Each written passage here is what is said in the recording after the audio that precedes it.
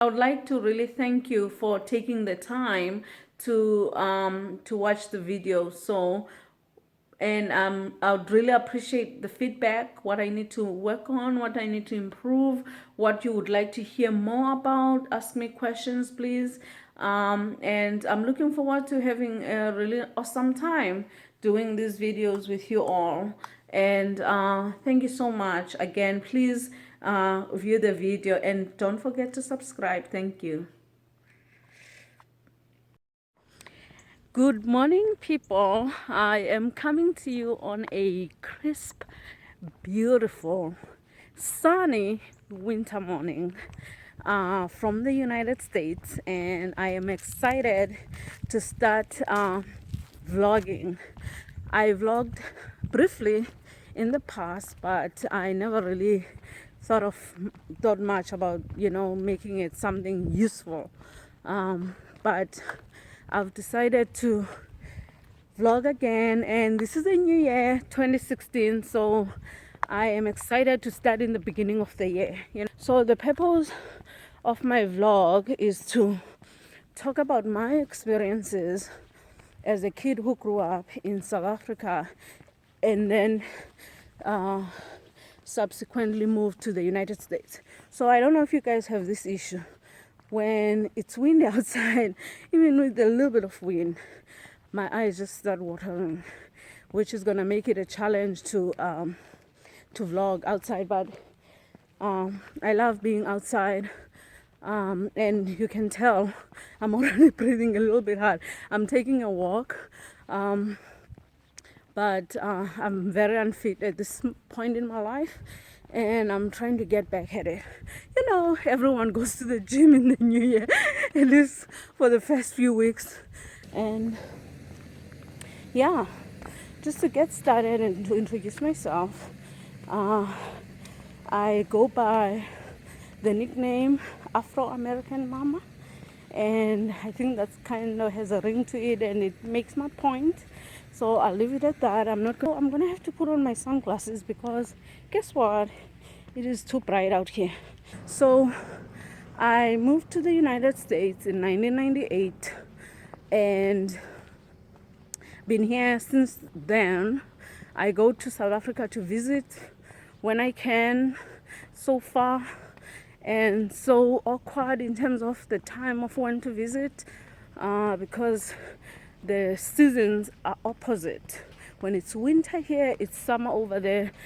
And because I have kids, school age kids, my schedule kind of is weird. So I usually visit in winter when it's summer here in the United States, in the northern hemisphere. Why did I move? So let me just give you a background.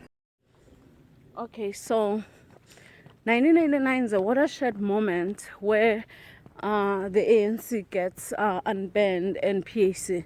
So what happens when a country gets liberated, okay, whether forcefully or whatever, everyone is in such a high because they can see change right in front of their eyes, right? A lot of companies from outside the country start establishing themselves and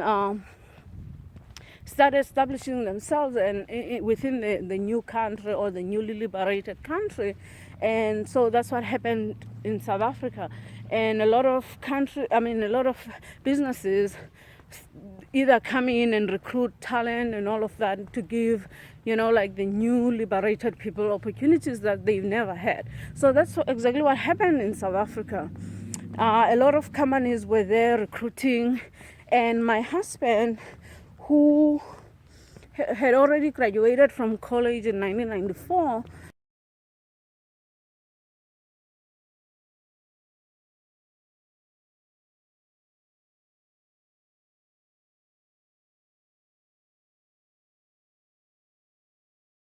and really what inspired this series is the fact that there is can't remember her name, but I think her name is, but I'll post it below. But she inspired me because she's an African American who moved to the United States. And Wait, what? I meant she to talks about her Africa. own experiences in Africa.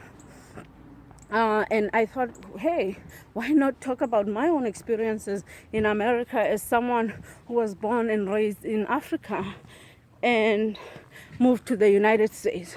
I wanted to do this series because I think I not unique in my experience, but in a way I feel like I am because I grew up in South Africa, born during apartheid, and I saw South Africa change from, like from being under apartheid system to being free, and how that relates to my experiences and my experience here in the United States. Because okay, that was a big dog. That kind of scared me. But anyway, uh, so I think that's something that's makes me that's my experience, that's my frame of mind. I can relate to a lot of what goes on in the United States, mainly because I went through apartheid, so I completely understand everything that's going on, at least in my estimation.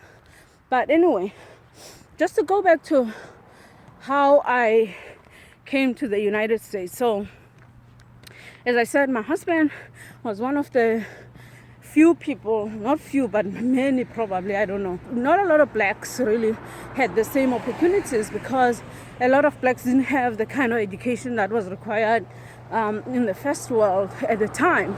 And so he was one of the first free blacks to actually go to college and graduate from college and graduate with the right degree, computer science, and that afforded him an opportunity to come to the United States of America.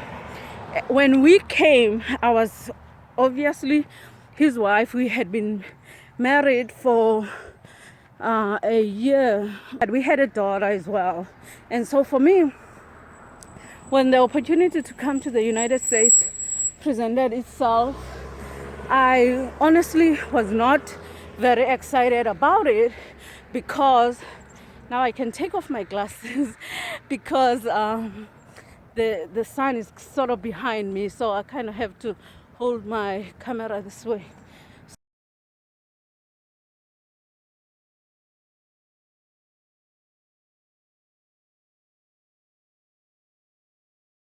Excited because I was right in the beginning of my career. I had just graduated my undergrad and I was doing my postgrad, and so to come to the United States was just not something that was exciting to me. And I had big dreams for myself and what I wanted to achieve. But I also had a daughter, and I understood the opportunities that might bring, and just living in it. And also I wanted the experience of living in another country, especially a country like the United States. But when my husband was offered a job, he was offered a job in two countries. Like, one of the countries was Netherlands, and we chose to come to the United States because I felt that the United States would be a place where we would feel a sense of belonging, because studying American history, which is what I did, kind of gave me a sense of understanding of the country, even though I was very shocked, as you will see in follow-up videos. It was a major culture shock, and I'll talk about that later. But so he was offered Netherlands, he was offered the United States, and we ended up coming to the United States because, as I said, I wanted a sense of like, when I moved to a country, that the things that I learned in school kind of made sense in a way, and that I would not feel lost, like completely lost. So So finally, we came to the United States on December 1st, 1998. Came straight to North Carolina via Miami, which again was another eye-opener of how different the United States, depending on the region you're going to, is. And so so we moved to the United States with our daughter just before Christmas, and we are still here 17 years later. 18. Okay, so we here in the United States, I'm now a citizen of the United States. I kept my South African citizenship. When we moved to the United States, right, I came on a spousal visa, and my husband was the one who had a job. And so I figured, what should I do with my time? So at that point, I decided to have another child, which made sense. So I had a son who now is 16 years old, and that kind of worked out. And I also went to school again, which I was so tired of going to school, okay? But I said, let me go back to school, because if you studied history, I just did not see what else I could do besides going to law school, which I could have gone. I had already been accepted at University of Cape Town, which is where I went to school. I was already accepted to law school, but I decided to do a postgrad in marketing. So I was like, I had already decided not to do law, so why should I go back and do law again? So I was like, I don't know what to do. Thought about nursing, which was hot at the time.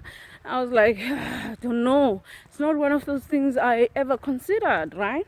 So, but my husband came here as a computer programmer, and so we talked about what can I do. I thought about everything. I just did not know what to do, and I wanted to really do something. So I did like a lot of volunteer work just to get out of the house and experience life, and connect with the area that I moved to in North Carolina.